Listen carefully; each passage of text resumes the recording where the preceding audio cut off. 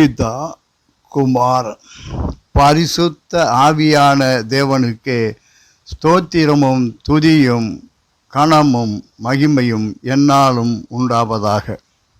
நம்முடைய பிதாவாகிய தேவனாரும் கர்த்தராகிய இயேசு கிறிஸ்துவினாரும் உங்களுக்கு கிருபையும் சமாதானமும் உண்டாவதாக.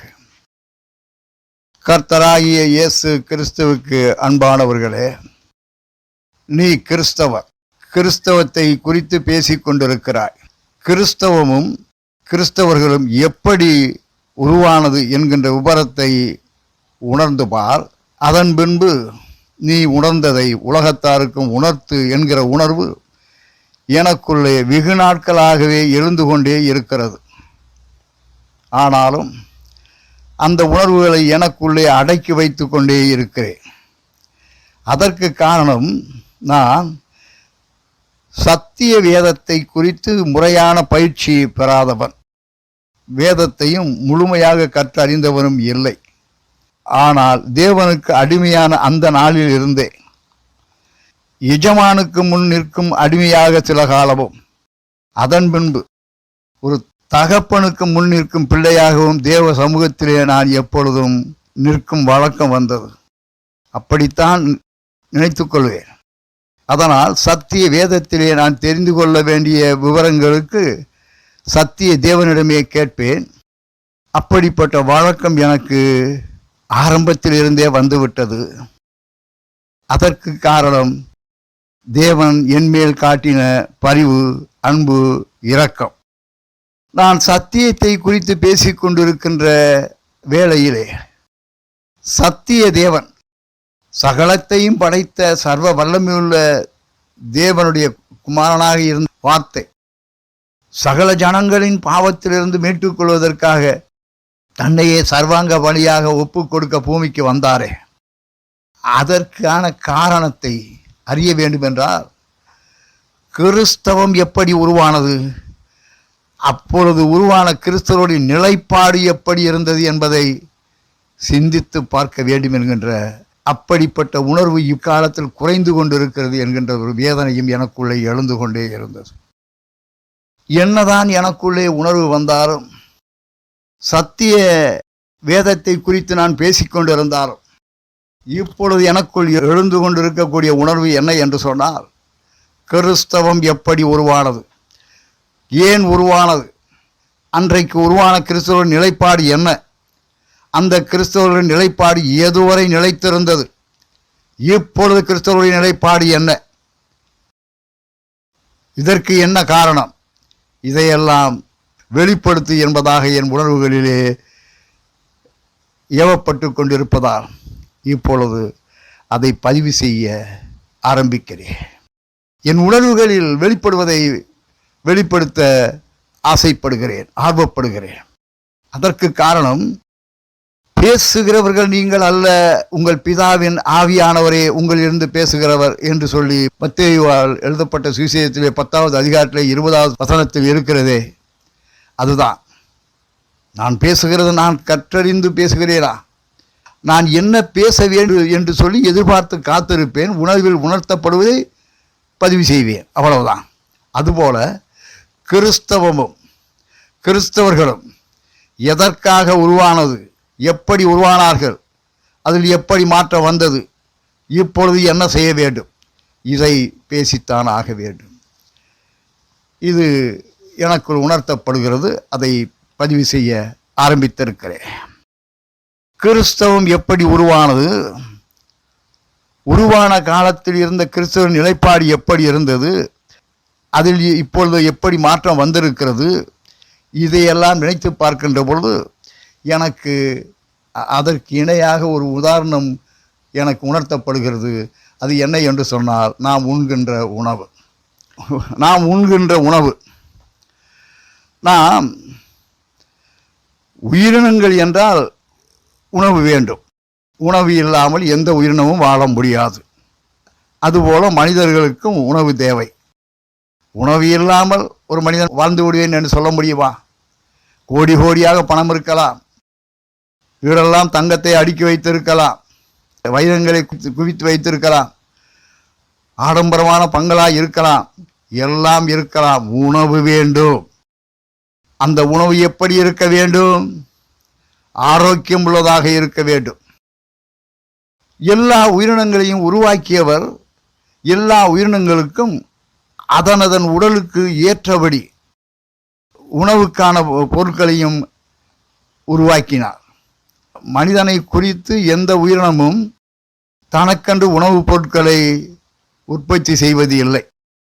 தானாக பிறக்கிறது, தானாக உற்பத்தியாகிற உணவுப் பொருட்களை உண்டு தங்கள் காலத்தை கழித்து கொண்டிருக்கிறது. மனிதனுடைய நிலைப்பாடு ஆதியில் அப்படித்தான் இருந்திருக்க வேண்டும். ஆனால் அதன் பிறகு மாற்றம் வந்துவிட்டது.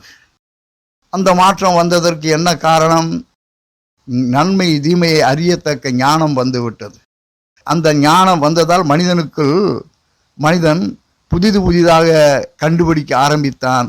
அந்த நிலையிலே உணவுப் பொருட்களை தானே உற்பத்தி செய்யவும் அதை சமைத்து உண்ணவும் தெரிந்து கொண்டான்.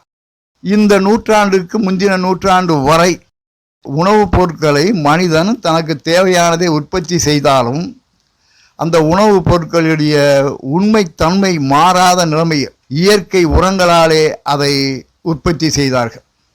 இயற்கை உரங்களா? அது மட்டுமல்ல, அதை உணவாக சமைக்கின்ற போதும் வாய்க்கு ருசியாக சமைத்தாலும் நாகரீகமாக சமைக்கிறோம் என்றாலும் உயிர் சத்துக்கள் குறைந்து விடாதபடிக்கு அதை எச்சரிக்கையாக சமைத்தார்கள்.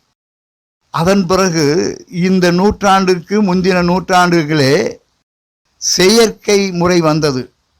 செயற்கை முறையிலே தயார் செய்யப்பட்ட ரசாயன உரங்களை பயன்படுத்த ஆரம்பித்தார்கள்.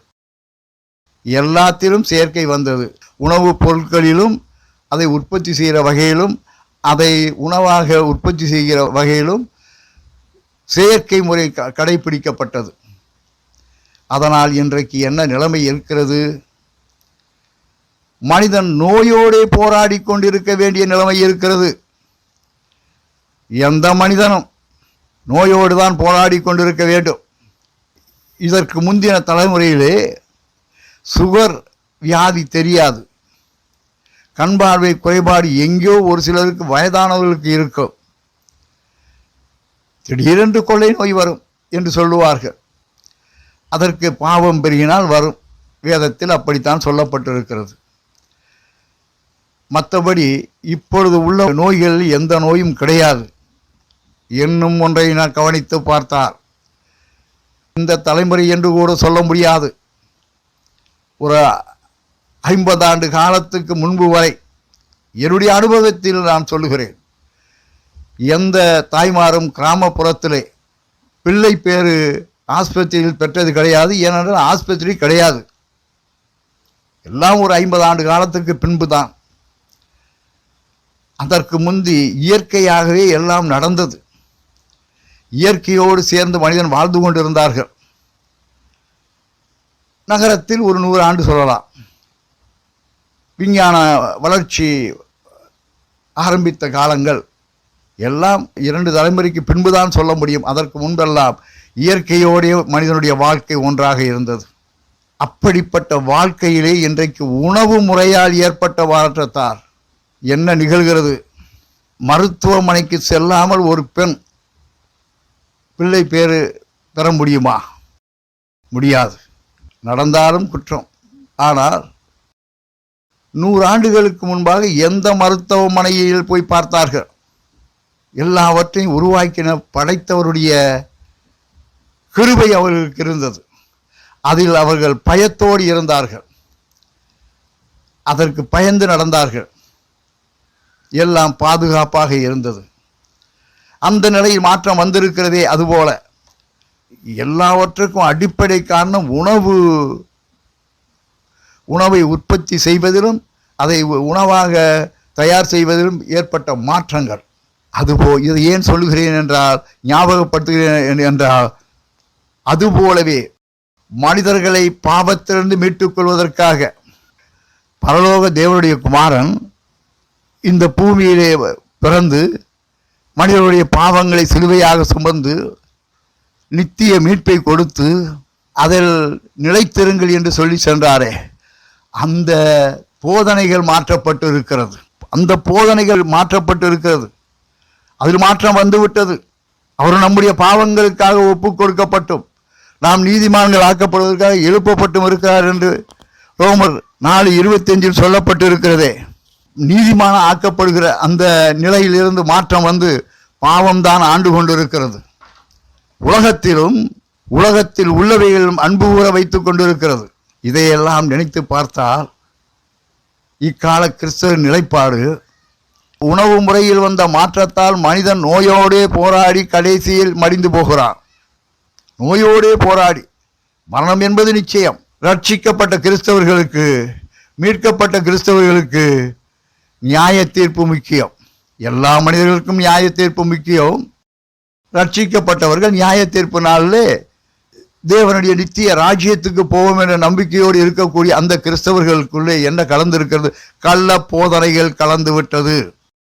அந்த கள்ள போதனை கலக்கப்படும். கள்ள போதகர்கள் வருவார்கள், கள்ள கிறிஸ்துவர்கள் வருவார்கள், கள்ள தீர்க்கதரிசிகள் வருவார்கள்.